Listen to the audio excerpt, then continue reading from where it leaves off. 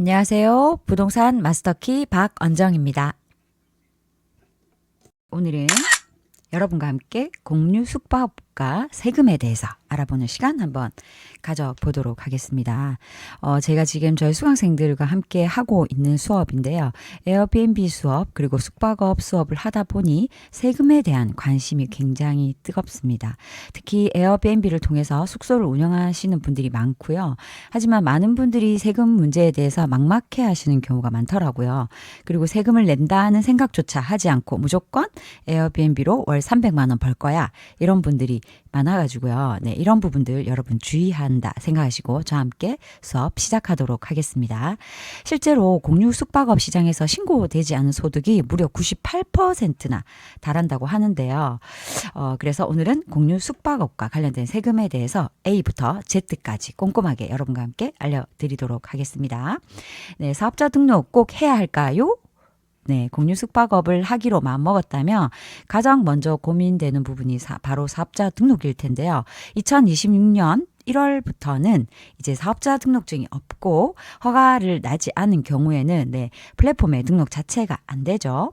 결론부터 말씀드리면 허가 여부와 관계없이 반드시 세금 신고는 하셔야 된다는 거죠. 세금 신고를 여러분께서 하지 않으면 나중에 국세청으로부터 수년 뒤에 가산세를 포함한 세금을 추징당할 수 있기 때문입니다. 네, 이렇게 표로 여러분께 말씀드리고 있는데요. 일반 과세자와 간이 과세자에 대해서 비교를 한번 해보도록 할게요. 사업자 등록증을 할 때는 업종 코드가 551007 이렇게 숙박 공유업을 사용하시면 됩니다. 여기서 한 가지 꿀팁을 드리자면 연매출 1억 400만 원 미만이라면 일반 과세자보다 세율이 낮은 간이 과세자로 등록하시는 것이 유리할 수 있습니다. 간이 과세자는 부가가치세 부담이 적어서 초기 사업자에게 굉장히 유리한 선택이죠. 만약 사업자 등록 없이 연매출 500만 원 이하라면 필요 경비 60%가 인정되는 기타 소득으로 신고하는 방법도 있습니다. 하지만 장기적으로 우리가 공유 숙박업을 운영할 계획이시라면 사업자 등록을 하시는 것을 추천합니다. 네, 공유 숙박업의 세금의 종류는 부가가치세와요. 그리고 종합소득세 이렇게 나누어지는데요. 여러분이 허가를 받았든 안 받았든 관계없이 소득을 발생했다. 그러면 반드시 신고하셔야 됩니다. 부가가치세와 종합소득세 무엇을 알아야 될까요? 부가가치세는 신고 시 가장 중요한 점은 수익 기준입니다. 세금 신고 시 수익은 플랫폼 수수료를 차감하기 전에 호스팅 총 수입의 기준으로 합니다. 즉 게스트가 결제한 전체 금액이 매출로 잡히는 거죠.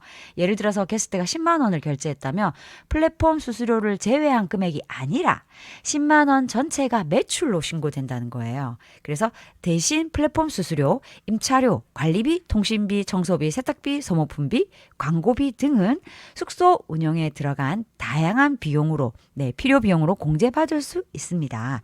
이러한 비용 처리가 절세의 핵심이니까요. 영수증 그리고 증빙 자료를 꼼꼼하게 챙기시는 것이 중요합니다. 다음은 종합소득세인데요. 공유 숙박업으로 벌어들인 소득은 여러분이 월급을 받으시면서 에어비앤비를 운영하고 있어. 이런 경우에는 합산하여 종합소득세 신고 대상이 됩니다. 매년 5월에 전년도 소득 대비 종합소득세를 신고하고 납부하셔야 하면서요. 마찬가지로 필요경비를 공제받을 수 있습니다. 그리고 여러분 이거 까먹지 마세요. 숙박업은 현금 영수증 의무 발행 업종입니다. 따라서 10만 원 이상의 현금 거래가 발생하면 고객이 요청하지 않더라도 국세청 지정 코드로 현금 영수증을 자진 발급해야 됩니다. 아시겠죠? 미발급 시에는 과태료가 부과된다는 거 잊지 마세요. 이를 지키지 않을 시 유의하셔야 돼요. 대부분 공유 숙박 플랫폼은 온라인 결제를 통해서 이루어지지만 우리가 간혹 현금 결제로 할인해 줄 수 있나요? 꼭 이런 분들이 있으시더라고요.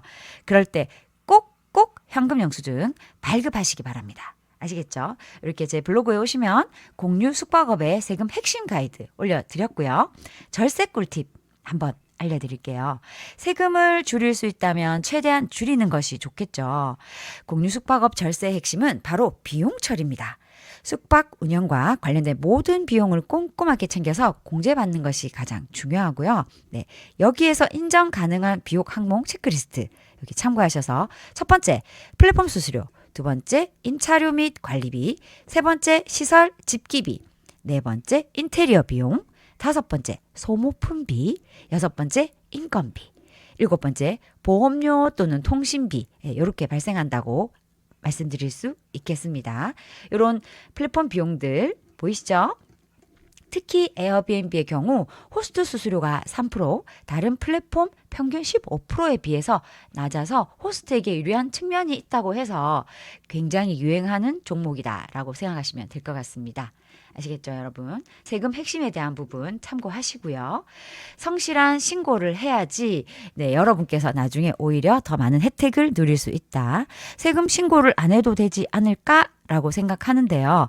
국세청은 여러분 바보가 아닙니다. 네, 플랫폼 거래 내역을 파악할 수 있고요. 신고하지 않은 소득에 대해서 수년 뒤에라도 가산세를 포함한 세금 추징할 수 있다는 거 다시 한번 말씀드리고요. 가산세는 원래 세금 몇 배에 달할 수 있어서 나중에 훨씬 큰 부담이 될 수 있습니다. 따라서 처음부터 성실하게 신고하는 것이 장기적으로 굉장히 유리하고요. 세금 신고가 복잡하다면 세무사의 도움을 받는 것도 굉장히 좋은 방법이죠. 네, 오늘은 공유 숙박업과 관련된 세금에 대해서 알아보았는데요. 사업자 등록부터 부가가치세, 종합소득세, 현금 영수증 의무 발행, 절세 꿀팁까지 꼼꼼하게 살펴보았는데요. 오늘 알려드린 내용을 바탕으로 세금 신고를 하셔서 여러분께서 불이익을 받는 일이 없도록 하시기 바랍니다. 네, 만일 세금 신고 안 했을 때는 어떤 문제가 발생하는지 다음 시간에 또 여러분들께 알려드리도록 하겠습니다. 네, 지금까지 부동산 마스터키였고요. 함께 하시면 좋은 정보 함께 공부할 수 있습니다. 감사합니다.